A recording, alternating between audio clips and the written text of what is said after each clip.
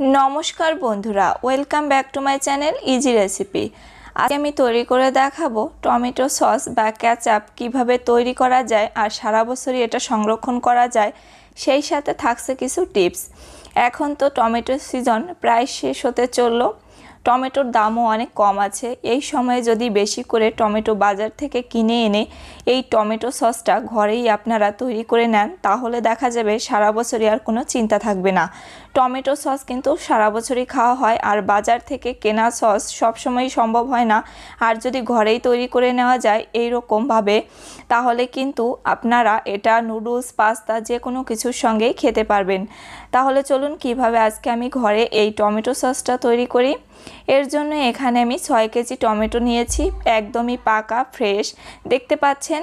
আর আপনারা চাইলে কম বা বেশি করেও নিতে পারেন।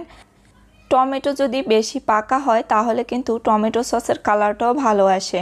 আর আপনারা চেষ্টা করবেন দেশি টমেটোগুলো না নিয়ে যে চাইনিজ টমেটোগুলো আছে সেটা নেওয়ার জন্য, কারণ এই টমেটোটা দিয়ে টমেটো সসের পরিমাণটা অনেক বেশি হয় আর দেশি টমেটোটা থেকে অনেকটা পানি ছেড়ে দেয়, তার জন্য টমেটো সসের পরিমাণটা অনেক কম হয়। এখানে আমি টমেটোগুলোকে আগে থেকে পরিষ্কার করে ভালো করে ধুয়ে জলটাকে ঝরিয়ে নিয়েছিলাম। এরপর এই টমেটোগুলোকে আমি একটু কেটে নিচ্ছি। কেটে নিলে সিদ্ধ করতে অনেকটা ভালো হয়, এর জন্য কেটে নিচ্ছি। আপনারা চাইলে না কেটেও সিদ্ধ করতে পারেন, যেরকম আপনাদের পছন্দ সেরকম করে এটাকে কেটে নিতে পারেন। দেখতে পাচ্ছেন এখানে আমি টমেটোগুলোকে কেটে নিচ্ছি আর টমেটোর যে মুখের বা বোটার অংশটা আছে সেটাকে কিন্তু আমি ফেলে দিয়েছি, যে সাদা অংশটা আছে। এভাবে আমি সবগুলো টমেটো কেটে নিয়েছি। আজকে আমি একটু বেশি করে তৈরি করছি যাতে সারা বছরই এটা আমি সংরক্ষণ করে খেতে পারি। আপনারা চাইলে এর পরিমাণটা কম বা বেশি করেও নিতে পারেন। শুধু এখানে টমেটোর যে উপকরণগুলো আজকে আমি ব্যবহার করব সেই উপকরণগুলোর পরিমাণ একটু কম করে দিবেন বা বেশি করে দিবেন। টমেটোগুলোকে আমি একই রকম করে সাইজ করে কেটে নিয়েছি। এ পর্যায়ে এই টমেটোগুলোকে ভালো করে সিদ্ধ করার জন্য চুলায় একটা কড়াই বসিয়ে এর মধ্যে টমেটোগুলোকে নিয়েছি আর চুলার হিটটাকে হাইতে রেখে আমি জাল দিয়ে এই টমেটোগুলোকে প্রথমে সিদ্ধ করে নেব, এতে করে ব্লেন্ড করতে সুবিধা হবে।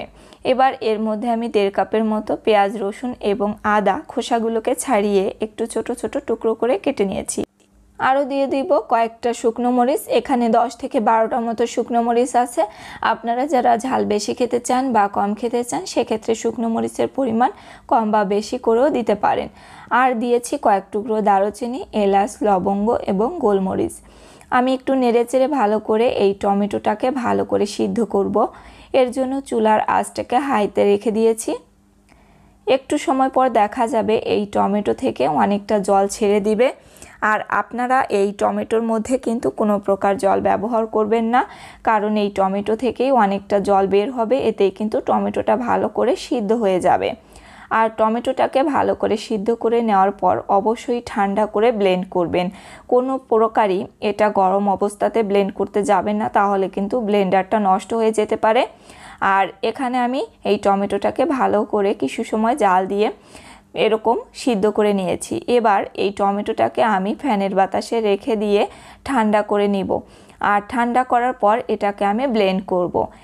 এই সিদ্ধ করা টমেটোটাকে আমি অনেকটা সময় ধরে ঠান্ডা করে নিয়েছি। এ পর্যায়ে এই টমেটোটাকে আমি ভালো করে ব্লেন্ড করে নিব। একদম স্মুথ করে ব্লেন্ড করতে হবে, তাহলে কিন্তু টমেটোর পিউরিটা অনেক স্মুথ হবে। আর এখানে অবশ্যই আপনারা ব্লেন্ড করে নেবেন। আপনারা চাইলে ছাঁকনি অথবা যে কোনো স্ট্রেনারে ব্লেন্ড করে কিন্তু ছেঁকে নিতে পারেন। আমি এখানে অল্প অল্প করে ব্লেন্ড করে নিয়েছি কয়েকবার। এভাবে আমি অল্প অল্প করে ব্লেন্ড করে একই পদ্ধতিতে কিন্তু ছেঁকে নিব। আর ছেঁকে নিলে কিন্তু একটা স্মুথ পিউরি এটা থেকে পাওয়া যাবে।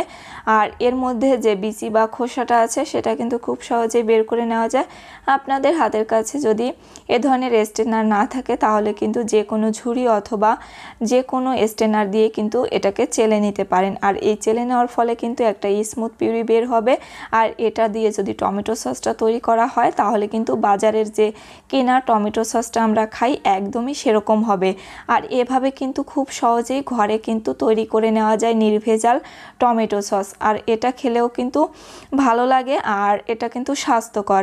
বাজার থেকে কেনা টমেটো সসের থেকে এভাবে কিন্তু আপনারা এই টমেটো সসটা বেশি করে এই টমেটোর সিজন শেষ না হতেই কিন্তু বাজার থেকে বেশি করে কিনে এনে এভাবে তৈরি করে সারা বছরই কিন্তু সংরক্ষণ করে খেতে পারেন। এই পিউরিটাকে আমি ছেঁকে বের করে নিয়েছি একই পদ্ধতিতে। আর এই টমেটোর পিউরিটাকে এবার আমি কড়াইতে নিয়ে নিব। চুলার আঁচটাকে এ পর্যায়ে একদম লোতে রেখে এর মধ্যে আমি দিয়ে দিব 2.5 কাপের মতো চিনি। চিনির পরিমাণ কম বা বেশি করেও নিতে পারেন, টমেটোর ধরন অনুযায়ী চিনি কম বা বেশি লাগতে পারে। লবণটা টেস্ট অনুযায়ী দিয়ে নেবেন। আর দিব 2 চামচের মতো জিরার গুঁড়া। চিনিটা দেওয়ার ফলে কিন্তু অনেকটা জল ছেড়ে দিবে। আবারও চুলার আঁচটাকে এ পর্যায়ে আমি মিডিয়াম টু হাইতে রেখে অনবরত নেড়ে চেড়ে আমি এই টমেটোর পিউরিটাকে কিন্তু জাল করে নিব।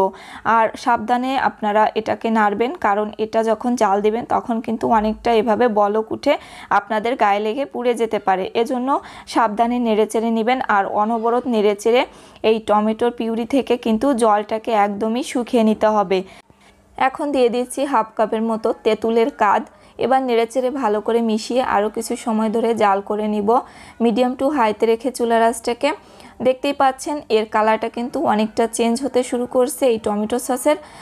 এই টমেটো সসটা আমি অনবরত নেড়েচেড়ে অনেক সময় ধরে জাল করে যে জলটা আছে সেটাকে শুকিয়ে নিয়েছি। এবার এর মধ্যে 1 কাপের মতো ভিনেগারের মধ্যে আমি 5 টেবিল চামচ পরিমাণ কর্নফ্লাওয়ার আগে থেকে ভালো করে গুলিয়ে নিয়েছিলাম এবার এই টমেটো সসের মধ্যে অ্যাড করে দিচ্ছি। এই ভিনেগারটা অবশ্যই দিবেন, তাহলে কিন্তু এই টমেটো সসটা সারা বছরই সংরক্ষণ করা যাবে।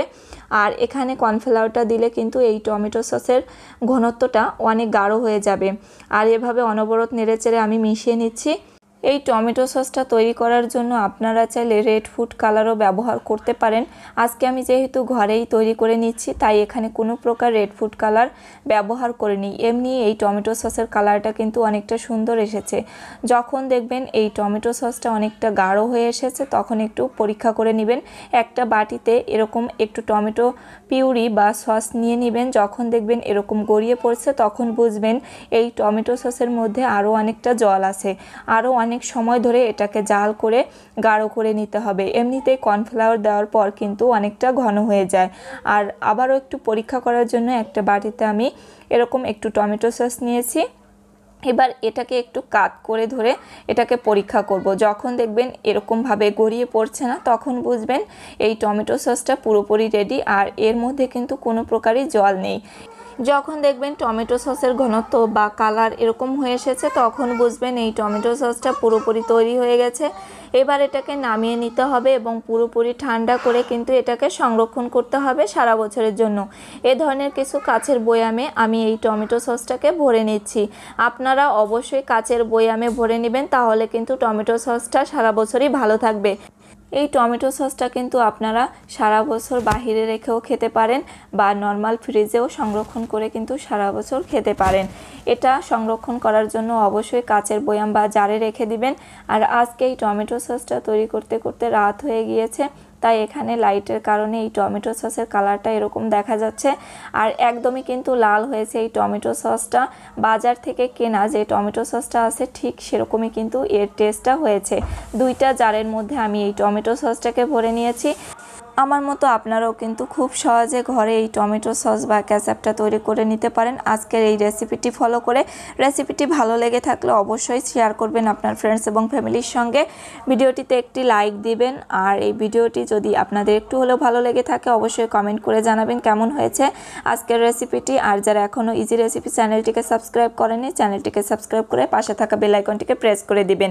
যারা ফেসবুক পেজ থেকে দেখছেন অবশ্যই পেজটিকে ফলো দিয়ে আমার পাশে থাকবেন। ধন্যবাদ সবাই।